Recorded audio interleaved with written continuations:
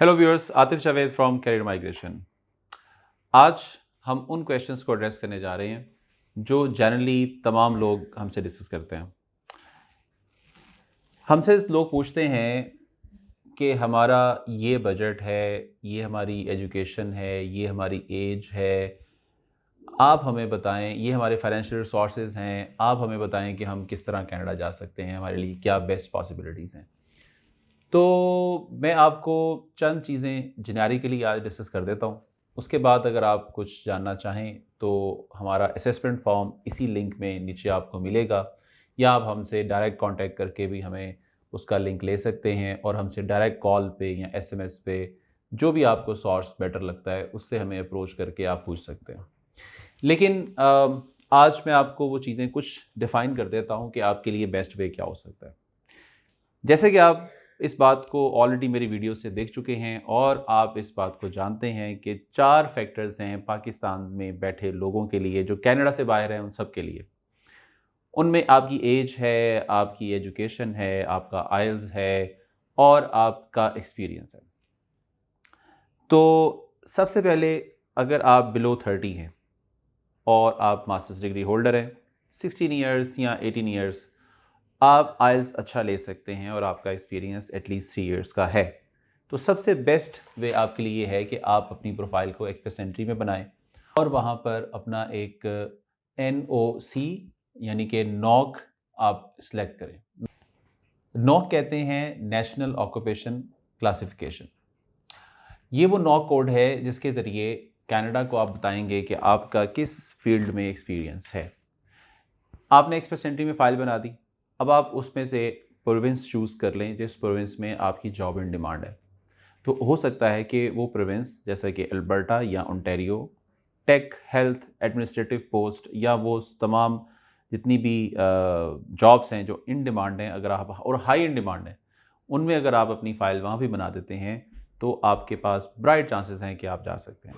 ये तो वो लोग हैं जो अपनी एक आइडियल प्रोफाइल रखते हैं और वो जा सकते हैं। फिर एक कैटेगरी आती है जो अबव 30 एज के चले जाते हैं। वो 32, 33 में चले जाते हैं या उससे भी वो चले जाते हैं।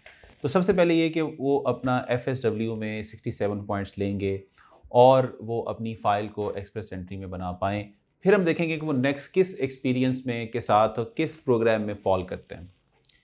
तो उनके लिए तो जो बाकी चीज़ बचती है वो PNP है, वो पोटेंशियल नॉमिनी प्रोग्राम है। उसमें उनके पॉइंट्स अगर पूरे होते हैं और वो जॉब इन डिमांड है तो पॉसिबल है कि उनको वहाँ से NOI, जिसे आप नोटिफिकेशन ऑफ इंटरेस्ट कहते हैं, आ सकता है और फिर फर्दर ऑन उसके इनके 600 पॉइंट्स नॉमिनेशन के ऐड हो सकते हैं। लेकिन अगर किसी के पॉइंट्स कम हैं, सपोज उसके पॉइंट्स 440, 450 बन रहे हैं और ये उसकी तमाम क्रेडेंशियल्स को मिला के और मास्टर्स की डिग्री, मतलब आइल्स बहुत अच्छा, लेकिन एज बढ़ जाने की वजह से उसके पॉइंट्स ऐसे हैं कि वो डायरेक्ट FSW में नहीं जा सकता, वो डायरेक्ट PNP में नहीं जा सकता। तो उस बंदे के लिए क्या करना है? उसके लिए मेरी सजेशन ये है कि फिर आप LMIA अप्रूव्ड वर्क परमिट लें। अब LMIA अप्रूव्ड वर्क परमिट भी 2 किस्म के हैं। एक 50 मार्क्स का मिलेगा आपको और एक 200 मार्क्स का मिलेगा। अब 200 पॉइंट्स जो होते हैं वो ज़्यादातर एडमिनिस्ट्रेटिव पोस्ट के होते हैं। हर टॉम, डिक एंड हैरी नहीं ले सकता इसको। अब आपकी बैकग्राउंड जो है वो एडमिनिस्ट्रेटिव बैकग्राउंड होनी चाहिए ताकि आप ऑफिसर को लगे कि वो एक अच्छी बैकग्राउंड है और उसकी उसकी डिग्रीज, उसका एक्सपीरियंस, उसका वर्क परमिट, ये सारी चीज़ें अलाइन हो जाएं। इसके बाद बचता है आपके पास स्टडी वीज़ा का पार्ट। स्टडी वीज़ा जो कि अब ऑलमोस्ट आउट ऑफ रीच होता चला जा रहा है लोगों की। क्यों होता चला जा रहा है ये आउट ऑफ रीच? क्योंकि GSE काउंट, यानी कि जिसको आम लफ्ज़ों में हम ब्लॉक काउंट कहते हैं, वो आपका लिविंग एक्सपेंस जो अप फ्रंट कैनेडा लेता है आपसे, जो पहले 10,000 था वो अब 20,000 हो गया है। अब $20,000 कैनेडियन डॉलर जब आप सबमिट करते हैं तो ये 40 लाख क्रॉस कर जाता है। $20,000 उसके ऊपर उसकी फ़ी पे करता है, ओवरहेड चार्जेस डाल के 85 टू 90 लाख तक बात पहुंच गई है।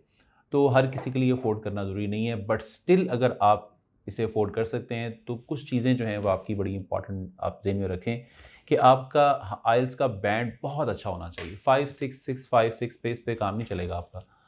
आपके पास CGPA बहुत अच्छा होना चाहिए, आपका SOP, सबमिशन प्लान, ये सब चीज़ें बहुत परफेक्ट होनी चाहिए और अलाइन होनी चाहिए। तो आपको वीज़ा मिल सकता है, स्टडी वीज़ा मिल सकता है। और मैं वैसे रिकमेंड नहीं करता हूँ कि स्पाउस साथ जाएँ या सारी फैमिली स्टडी वीज़ा अप्लाई करते, क्योंकि ऑफिसर को पता है कि ये स्टडी का पाथवे लेते हुए इमिग्रेशन चाहते हैं। तो ये भी एक पाथवे हो सकता है स्टडी वीज़ा। इसके अलावा वो लोग जो बहुत जल्दी में हैं या उनके पास वक़्त नहीं है, तो ऐसे लोग विज़िट वीज़ा अप्लाई करते हैं। लेकिन उसके बाद की कॉम्प्लिकेशंस डिफरेंट हैं, वो फिर किसी दिन आपके साथ डिस्कस करूँगा मैं। इसके अलावा इंटर के लोग हैं, येस, अब तक हमने जो बात की थी, वो बात की थी हमने ग्रेजुएशन के लोगों की या मास्टर्स के लोगों की। इंटर के लोग हैं जिसने इंटर किया हुआ है और उसकी एज जो है वो 35-36 हो गई है, अब वो कैसे जाएगा? तो उसके पास कोई स्किल होनी चाहिए। वो कारपेंटर है, प्लम्बर है, इलेक्ट्रीशियन है या कोई भी टेक्निकल स्किल रखता है और उसको एफएसटी में अप्लाई किया जाए और उसको जॉब ऑफ़र वहाँ से आ जाए, तो फिर वो जा सकता है और उसका बैंड भी 5.5 ले सकता हो वो। इसके अलावा जो अंडर इंटरमीडिएट या मैट्रिक वाले लोग आ जाते हैं, तो उनके लिए बहुत कम चांसेस हैं। उनके लिए एक ही चांस बचता है, अगर वो रिच हैं तो स्टार्टअप वीज़ा कर लें, बिज़नेस वीज़ा कर लें, एंटरप्रेन्योर वीज़ा कर लें।